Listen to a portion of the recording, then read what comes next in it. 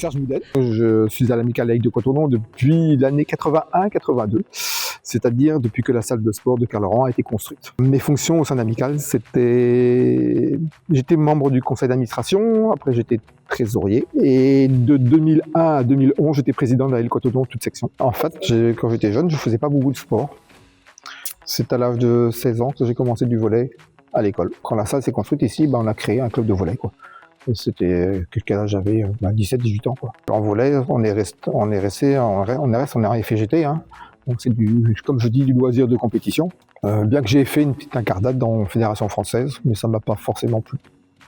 J'ai dû faire 2 ans, et puis 1 an d'arbitrage volley également, où on m'envoyait à Quimperlé faire des arbitrages, c'est pas facile. Patricia Espinosa, je suis à la section basket depuis 2011 en tant que secrétaire au niveau du bureau. Serge m'a confié également au départ l'équipe féminine, donc U11, qui évolue désormais en senior, enfin une bonne partie des joueuses. Au niveau de mon rôle dans le club, je fais un peu tout en fait. De la table de marque à l'arbitrage, au coaching et je passe le balai des fois aussi. Au planning voilà. Également. Plus jeune, j'ai joué 8 ans à l'SPTT de Brest, gros club à l'époque qui jouait sur du championnat plutôt régional. J'ai fait une sacrée pause quand même avant de revenir à l'El Cottodon, où je joue également en loisir depuis une dizaine d'années.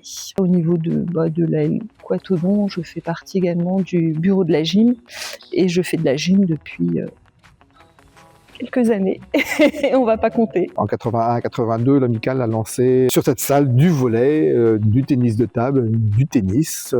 Il y a eu un petit peu de hand pendant un moment donné, et du basket qui a perduré jusqu'à 2005-2006. Il y a eu une petite coupure pendant 3-4 ans, et puis après, le conseil d'administration de l'Amicale a décidé de relancer le basket parce que ça manquait sur le quartier et absolument. Voilà. L'idée générale, c'était quand la salle s'est construite, c'était d'occuper les salles parce qu'à l'Amicale laïque de Cottodon, comme on n'avait pas de salle, on n'avait pas d'activité il y avait quasiment que du foot, de la pétanque et puis du tennis de table dans la vieille salle de Caradaria.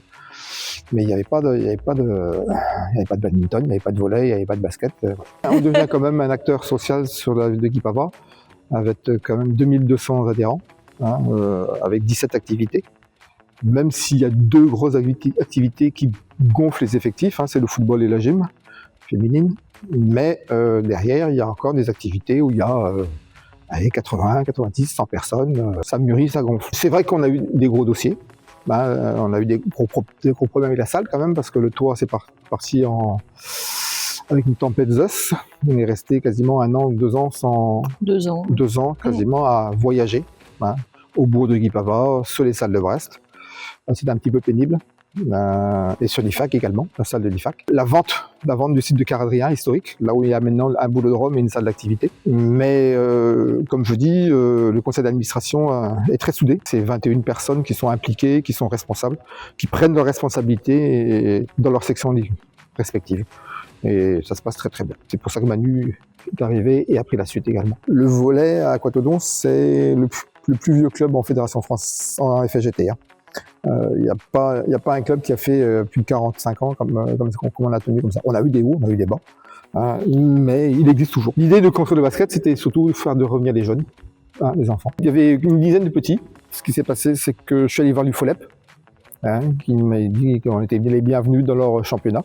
En fait, à cette époque-là, ils ne faisaient pas exactement de championnat, ils faisaient ce qu'on appelle des plateaux de rassemblement, où il y avait, 40, 50 gamins dans une salle à faire des petits exercices d'abord, des petits exercices, et après des matchs 3 contre 3 sur le petit panier, avec des règles particulières, c'est-à-dire le porteur du ballon est roi, pas le droit de piquer le ballon, pas le droit de le pousser, pas le droit de le bousculer, interdiction de récupérer un ballon sous le panier, d'aller le marquer directement de côté sans faire une passe. Il y avait plein de trucs là, et c'est avec ces gens-là qui m'ont quasiment formé un petit peu sur le coaching, voilà, les entraînements et compagnie. Voilà, ça restait toujours familial et on apprenait sur le tas avec eux. Et quand on a commencé le basket ici à U11, les enfants partaient parce qu'il y avait personne pour s'occuper d'eux en U13. Et un jour, Patricia ici présente dit Serge, ma fille arrive U13. c'est ça, Patricia, hein? U11, U11 précisément. dit on va pas les laisser partir. Ouais, Mm. on essaie de monter une équipe U11 et c'est comme ça que c'est parti en Fédération française. C'est une section qui me plaît beaucoup parce que justement, il y a beaucoup de fédérations au niveau des coachs et au niveau des joueurs, joueuses. Enfin, c'est vrai qu'on s'entend tous plutôt très bien. C'est un club familial qui me plaît beaucoup puisque jusque-là, j'avais joué plus jeune dans un club beaucoup plus grand et où je ne trouvais pas ça du tout. Donc, j'ai vraiment bien apprécié ça en arrivant ici à l'Aile Quatodon. Alors moi, j'ai quelques anecdotes en fait, enfin des bons souvenirs surtout avec l'équipe féminine. On est arrivé en finale d'un tournoi à Ploudalmézeau et donc c'était avec l'équipe U15 de l'époque.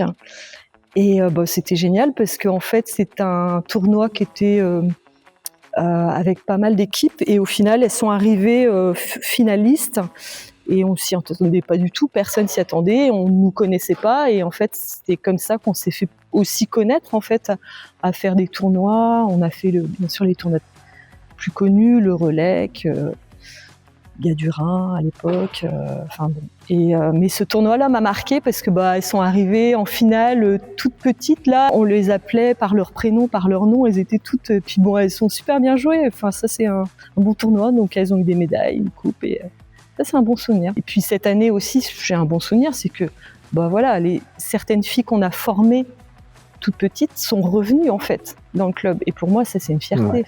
Immense quoi. Ça veut dire que elles ont pas oublié qu'on était là, elles ont fait leurs études et elles reviennent après, mais c'est génial quoi. Moi ce qui m'a marqué c'est nos équipes de garçons là, qu'on avait avec en U11, qui est passé U13, qui est passé U15, qui est passé U17. Là il y a eu des bonnes périodes comme avec Eloane, Erwan, Victor et compagnie là. Il y avait une super bande de gars là. Et qui sont toujours finis. Par quelques-uns qui sont partis pour aider des compagnies, mais qui sont toujours là. Ouais, c'est ce que je disais. Après leurs études, dès lors où ils sont bien, ils étaient bien ici, il n'y a pas de raison qu'ils ne reviennent pas aussi, s'ils sont toujours dans la région. Ce que je souhaite à l'avenir, en effet, c'est que les jeunes viennent et n'hésitent pas à venir à l'Aile Quatodon. On a un club familial, on s'occupe bien des jeunes et c'est important en fait pour la suite aussi. Il faut, je pense que sur le quartier, on prenne conscience qu'on est là et qu'on est capable de faire différemment, moi je dis, parce que c'est familial. On ne laisse jamais un gamin de côté. On est toujours attentif à ce qui se passe et c'est ce qu'il faut faire, je pense. Ne pas faire du basket de masse où il y a du déchet et quelquefois il ne faudrait pas qu'il y ait du déchet. Voilà. On a le droit un gamin a le droit d'essayer un sport et qu'on lui donne toutes ses chances à ce qu'il réussisse. Voilà. Ici c'est quoi? Ici c'est quoi?